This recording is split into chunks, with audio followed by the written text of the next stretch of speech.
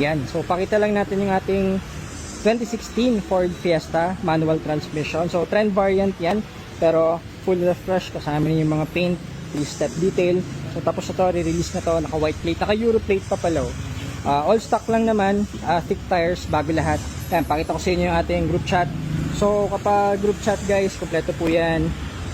From the paint shop hanggang sa pagpalit ng mga parts, palit din tayo ng mga pangilalim, kompleto lahat po yan. So yan, step by step po yan, recorded lahat. Pati syempre, timing belt, water pump, tensioner, kasama po lahat yan. Yung mga PMS, yan, pakita natin.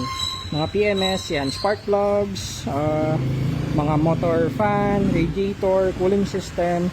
Yan, so yun po ang mga kasama sa inyong mga units dito. Yan, so pagbaklas, pagkabit, kompleto po yan, documented and everything. Yan, so download lang natin. Yan, pagkabit ng mga spark plugs, kompleto po yan. Yung ibang video, minsan dugyot kasi syempre mga mechanics natin, nagagawa sila, kaya yan. Pero lahat po yan, kasama naman yan. Tapos syempre, yan, pati nagpating pa tayo nyan harap sa likod kasi medyo kulubot. X-films, kinakabit natin dyan. Transmission, kasama yan, kahit manual, palit tayo ng LUK dyan sa Ford Fiesta nila sir.